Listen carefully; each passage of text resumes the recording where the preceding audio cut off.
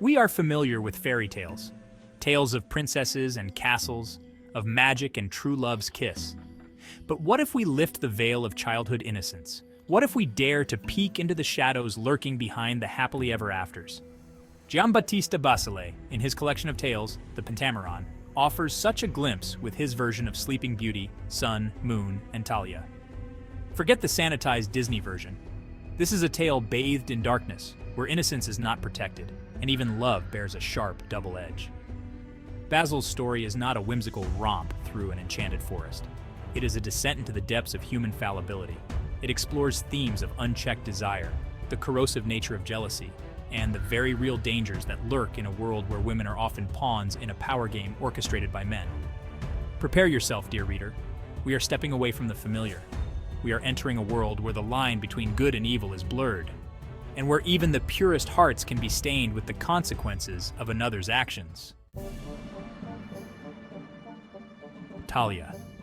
Even her name, echoing the Greek word for flowering, hints at both beauty and the ephemeral nature of life. She is our princess, but her story is far from a charmed existence. From the moment of her birth, a shadow hangs over Talia. A prophecy is foretold, and like all prophecies in such tales, it speaks of both beauty and danger. Wise men and astrologers, those harbingers of fate, warn that a splinter of flax poses a grave danger to the young princess. The prophecy does not shy away from the darkness it predicts, for it speaks not of mere injury, but of potential death. This is no ordinary splinter. It is an instrument of fate, lying in wait for the moment it can fulfill its destiny. The king, desperate to protect his daughter, orders all flax removed from his kingdom. His decree is absolute. No spinning wheels, no threads of linen, no trace of the plant that holds such power over his daughter's fate. But fate, as we shall see, is a cunning adversary. It thrives on irony, whispering on the winds that sometimes the very act of preventing a tragedy can be the catalyst that sets it in motion. Time, as it is wont to do, spins its own tale. Talia blossoms into a young woman. She is all beauty and grace, yet the prophecy hangs over her like a shroud. The king's efforts to shield her have only served to make Talia more curious, more susceptible to the allure of the forbidden. One day, Talia, ever curious, wanders into a secluded part of the castle. There, in a room at the top of a tower, an old woman sits spinning flax.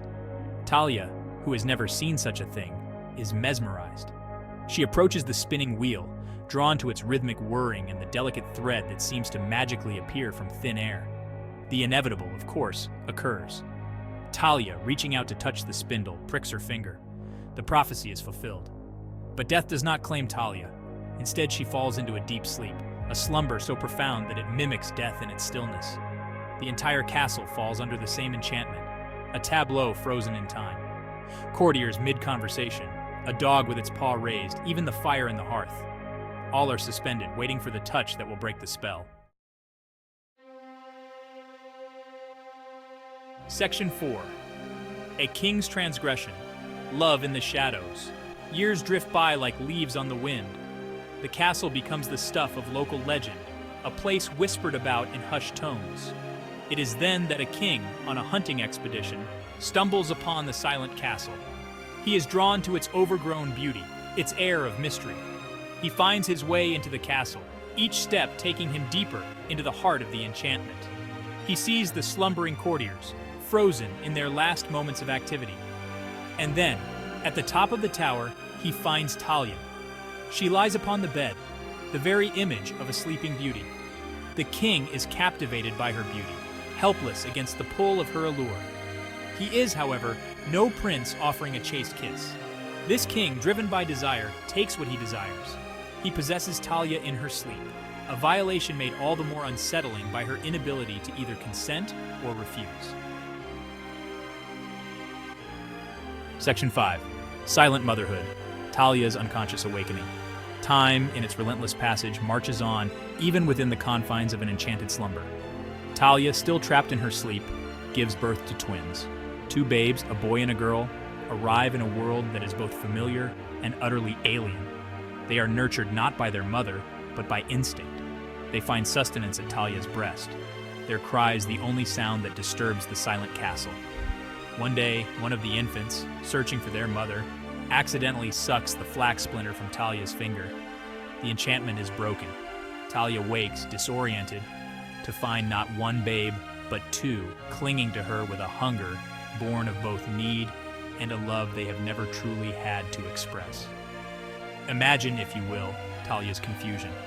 She has no memory of the intervening years, no recollection of the king or of conceiving these children. She is both maiden and mother, thrust into a reality she does not understand.